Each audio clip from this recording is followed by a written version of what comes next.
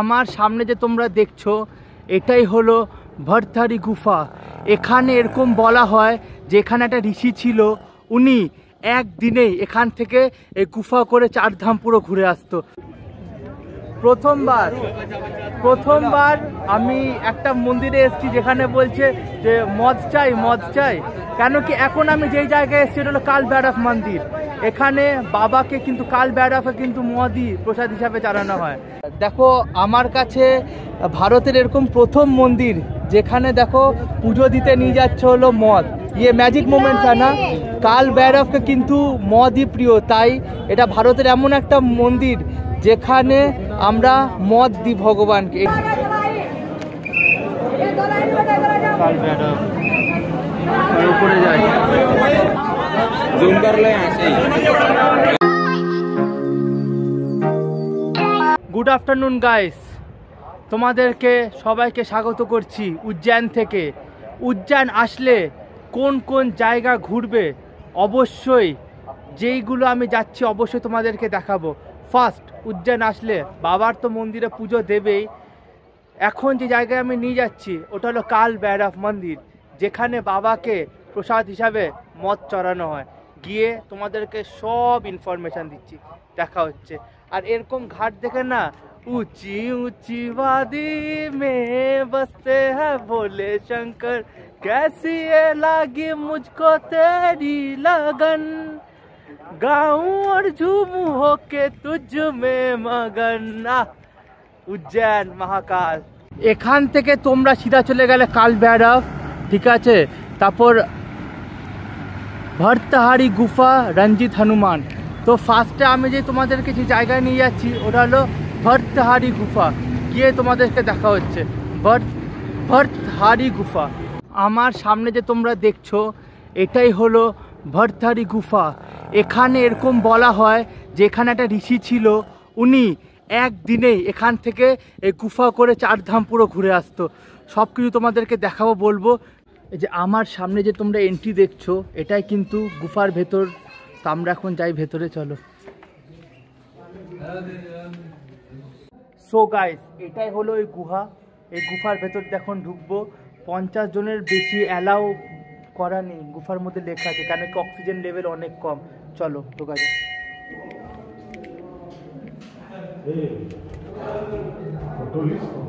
এইটাই হলো গুফার ভেতরে যাওয়ার রাস্তা। চলো ঢুকে যেতে হবে। ভিড় নেই করে করতে না করছে। দেখো পুরো অন্ধকার।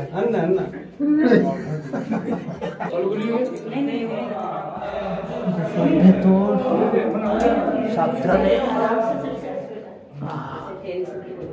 এটা বলে এমন একটা গুফা যেটা তোমার 4 ধামের গিয়ে মিলছে। এমন একটা গুফা যেটা 4 ধামে গিয়ে মিলছে। আর এখানে সবাই যেত, যেখানে আগে, এখন তো রাস্তা বন্ধ করে দিয়েছে, আগে পুরো 4 ধাম এখান দিয়ে যাওয়া যেত। দেখো এটাই দেখলে, 4 ধাম কা রাস্তা यहाँ से, এখান থেকে এখন বন্ধ করে দিয়েছে। यहाँ से 4 ধাম কা রাস্তা, উত্তরাখণ্ডের যে 4 ধামের রাস্তা এখান থেকে যাওয়া যায়। মানে কত কিছু আছে আমাদের ভারতে। এটা হলো শর্টকাট, তুমি ভাবতে পারছো এমপি থেকে ডাইরেক্ট উত্তরাখণ্ডে 4 ধামের রাস্তা আলাদাই বস।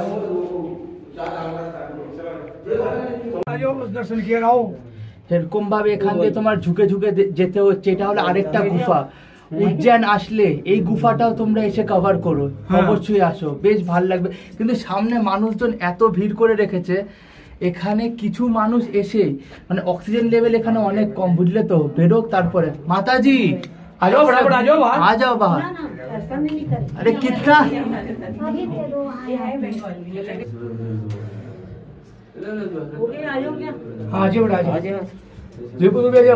গাইস, এখন আমি তোমাদেরকে যে মন্দিরে নিয়ে যাচ্ছি ওটা হলো কাল ভৈরব মন্দির। প্রায় 4 কিলোমিটার হেঁটে আসলাম, এখনও যাচ্ছি। এখান থেকে প্রায় 2.5 কিলোমিটার কাল ভৈরব মন্দির। গিয়ে তোমাদের দেখাচ্ছি। এটাই হলো ভারত যাত্রা, পুরো হেঁটে হেঁটে এক্সপ্লোর করা। হেঁটে হেঁটে আমার ভালোই লাগে বস, বেশ ভালোই লাগে, ঠিক আছে। এই গরম, রোদও অনেক বেশি, কোনো প্রবলেম নেই, মহাদেব আছে। চলো প্রথমবার আমি একটা মন্দিরে এসেছি যেখানে বলছে যে মদ চাই। কেন কি এখন আমি যেই জায়গায় এসেছি এটা হলো কাল ভৈরব মন্দির। এখানে বাবাকে কিন্তু কাল ভৈরবে কিন্তু মদই প্রসাদ হিসাবে চালানো হয়। তার জন্য প্রথমে এরকম দোকান দেখছি যেখানে বলছে যে মদ পাওয়া যায়। আর এই ভিড়টা দেখে তোমরা হয়তো বুঝতে পারছো যে আমরা কোথায় চলে এসেছি। দেখো রয়্যাল স্ট্যাগের দোকান, জাস্ট ভিড়টা দেখো সামনে দেখতে পাচ্ছ, এখানেই চড়ানো হয়।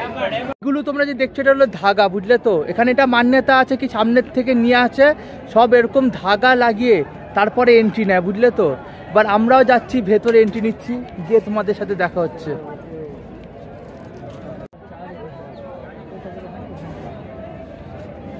দেখো আমার কাছে ভারতের এরকম প্রথম মন্দির যেখানে দেখো পুজো দিতে নিয়ে যাচ্ছে হলো মদ।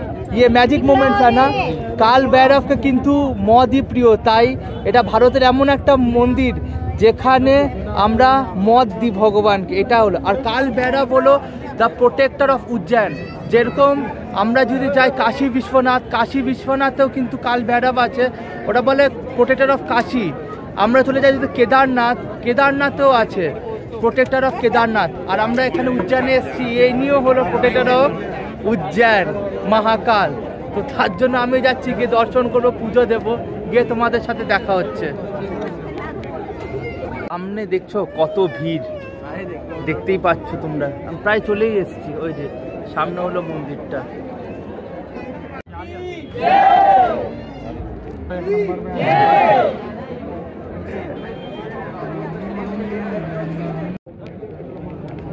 মানুষের এত ভিড়ের মধ্যে লাইনে দাঁড়িয়ে প্রায় চলে আসলাম হলো কাল ভৈরব মন্দির। এই কাল ভৈরব মন্দিরকেও সেনাপতি বলে, মহাকালের। কাল মহাকালের সেনাপতি বলে। এখানকার যে মেন যে ভোগ যেটা চড়ায় সবাই শ্রদ্ধালুরা, ওটা হলো মদ, দারু। আমি প্রথমবার দেখে অবাক হয়ে গেছি। এখন লাইনেই দাঁড়িয়ে আছি, প্রচুর ভিড়। আর আমার পেছনেই দেখতে পাচ্ছ তোমরা।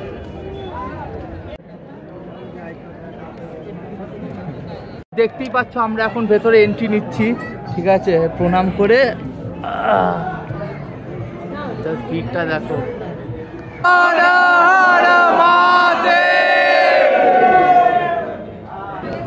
আমার জাস্ট পেছনে তোমরা ভিড়টা দেখো মানুষের।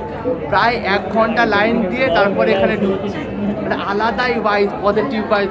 তোমাদের কি বলবো, উজ্জয়ন আসলে, মহাকাল আসলে অবশ্যই এই জায়গাটাও এসো।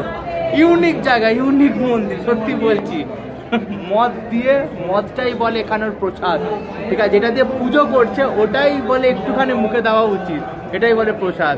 চলো গিয়ে তোমাদেরকে দেখাচ্ছি। জয়।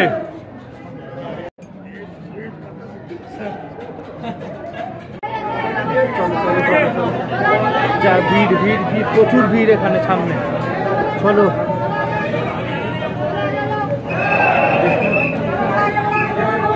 বাবা এখানে সময় দিচ্ছে না।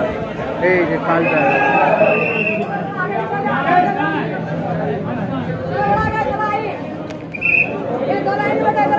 ভৈরব, উপরে যাই। কাল ভৈরবের দর্শনটা বেশ ভালোই হলো। একটুখানি চড়া, একটুখানি। এখানে তো চলো ক্যামেরা মোবাইল ওরকমভাবে শ্যুট করতে দিচ্ছে না, তাও আমি একটুখানি নিয়েছি কাল ভৈরবে, ঠিক আছে? বেশ ভালো লাগলো, মানে আলাদা, এটা পজিটিভ ভাইব বন্ধু, আলাদাই, ঠিক আছে? এখন বাইরে বেরোচ্ছি, গিয়ে তোমাদের সাথে দেখা হচ্ছে। वो दारू चढ़ाया? मतलब थोड़ा सा चढ़ाया क्या? मतलब कैसे, मतलब वो सील खोल के एकदम चढ़ा दिए? अच्छा, मतलब नीचे से ऐसे गिरा देता है, वो भगवान को ऊपर चल जाता है। बहुत अच्छा लगा आप सब लोग मुलाकात करके। কাল ভৈরব মন্দিরের পরে আমি যেই মন্দিরে তোমাদেরকে নিয়ে আসছি ওটা হলো মঙ্গলনাথ মন্দির।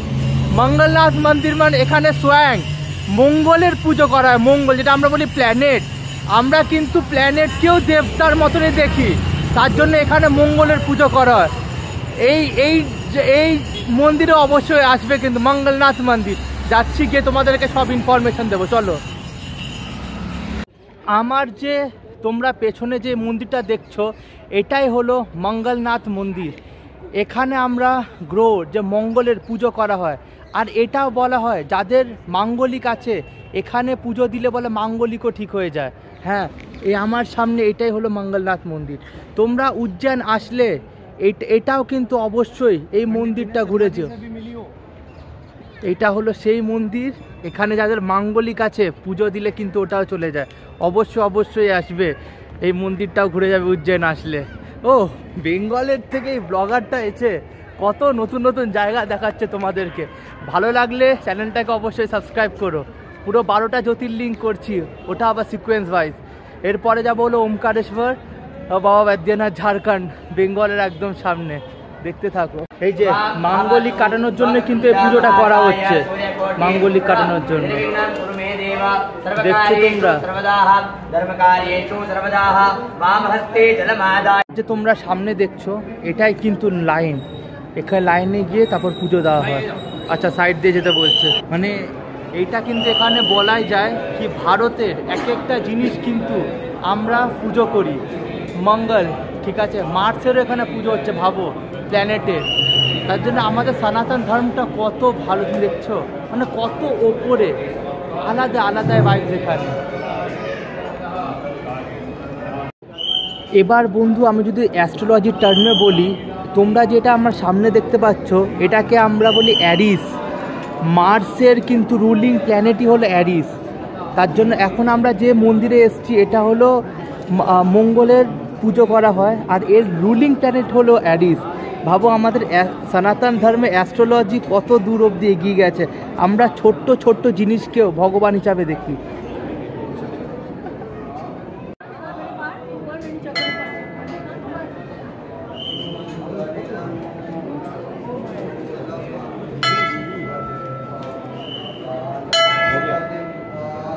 চলো আগে।